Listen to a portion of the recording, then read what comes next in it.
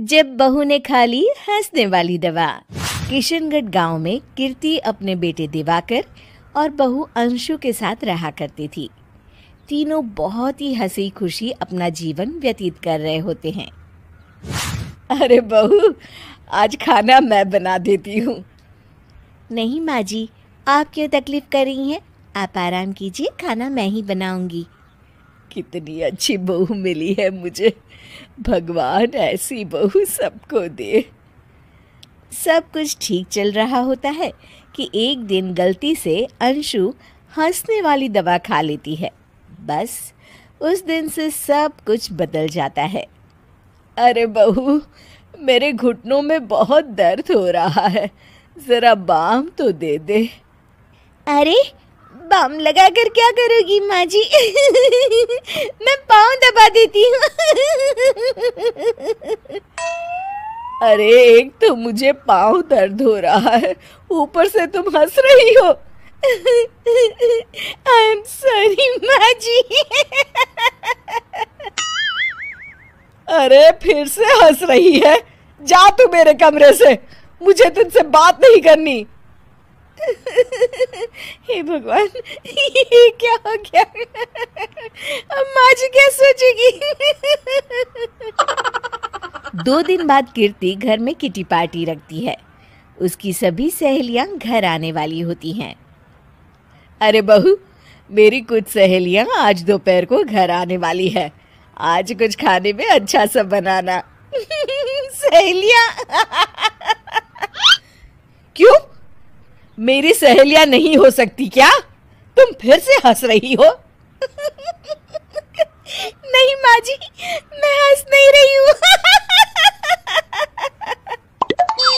अरे फिर से हंस रही हो और बोल रही हो कि हंस नहीं रही। नहीं माँ जी, मैं तो तुम जाओ मेरे सामने से और किचन का काम कर लो, जाओ। दोपहर को कीर्ति की सभी दोस्त खाने पर आ जाती हैं। अरे वाह, घर तो बहुत सुंदर सजाया है कीर्ति। अरे मैंने कहा, ये सब तो मेरी बहू का कमाल है। अरे वाह, बड़ी गुनी है तुम्हारी बहू तो। हाँ हाँ, खाना भी अच्छा बनाया है। हाँ, बहुत ही गुनी है। तो हमको नहीं मिलवाओगी क्या, या छुपा कर रखोगी अपनी हीरे जैसी बहू को? अरे नहीं नहीं, अभी बुलाती हूँ। अंशु, ओ अंशु, बहू रानी। अंशु बाहर आती है। जी माँ जी। बहू, ये सब मेरी सहेलियां हैं, मिलो सबसे। नमस्ते आंटी। नमस्ते बेटा, बहू तो बहुत अच्छी मिली है तुमको, किस्मत वाली हो तुम। किस्मत वाली? अरे क्या हुआ? हंस क्यों रही हो? नहीं नहीं, मैं हंस नहीं रही हूँ। तभी अचानक सांची के हाथ से चम्मच छूट जाता है और उसका कुर्ता गंदा हो जाता है। अंशु फिर से हंसने लगती है।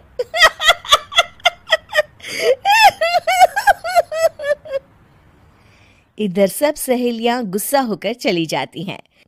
कीर्ति भी नाराज होकर अपने कमरे में चली जाती है। हे भगवान, ये मैंने क्या कर डाला? इस तरह से तो माँ जी और उनकी सहेलियां नाराज हो गई। अगले दिन, बहू, ओ बहू, किधर हो? जी माँ जी। जल्दी से मेरे साथ चलो। पड़ोस वाले शर्मा जी की हार्ट अटैक से मौत हो गई है, उनके घर बैठक के लिए जाना है। अंशु तैयार होकर आ जाती है। थोड़ी देर में दोनों शर्मा जी के घर पहुंच जाती हैं। वहां पर सब रो रहे होते हैं।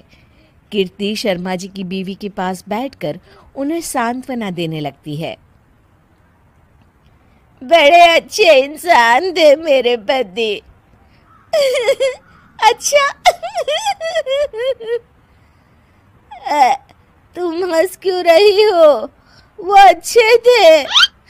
हाँ हाँ, बहुत अच्छे थे अंकल।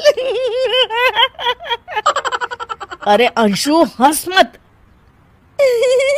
माँ जी, मैं हंस दे रही। मैं तो आंटी जी को बस दिलासा दे रही थी।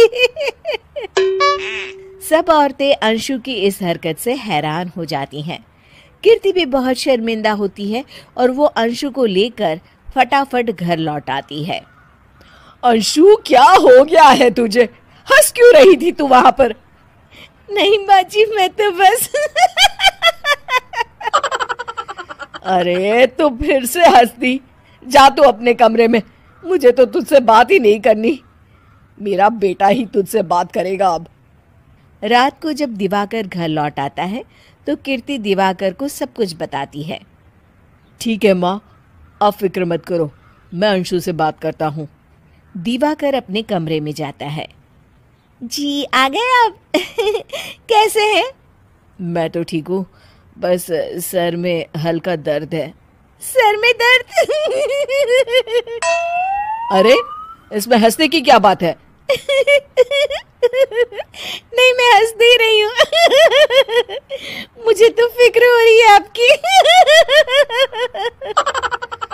एक तो मेरे सर में दर्द है, ऊपर से तुम हंस रही हो। अरे कैसे समझाऊं मैं आपको? मैं हंस नहीं रही। अंशु, तुम इस घर से चली जाओ। माँ ने मुझे बताया जो भी तुमने शर्मा आंटी के घर किया, और किटी पार्टी में भी। नहीं जी, मैं ऐसे नहीं हूँ। तो अभी क्या हुआ था? क्यों हंस रही थी तुम? रुकिए, मैं आपको सब कुछ बताती हूँ आपको सब कुछ। अंशु डायरी में लिखकर दिवाकर को पढ़ने देती है। कुछ दिनों पहले मैंने गलती से हंसने वाली दवा पी ली थी, जिसकी वजह से ये सब हो रहा है। इसका असर कुछ दिन और रहेगा। अरे तो तुमने ये सब पहले क्यों नहीं बताया अंशु? वो मैंने माँ जी को बताने की बहुत कोशिश की, मगर उन्होंने सुना ही नहीं। अरे ठीक है, मगर वादा करो, जब तक दवाई का असर ठीक नहीं हो जाता तुम घर से बाहर नहीं जाओगी। नहीं जाऊंगी। और हंसूंगी तो बिल्कुल नहीं। लो, तुम तो फिर से हंस दी।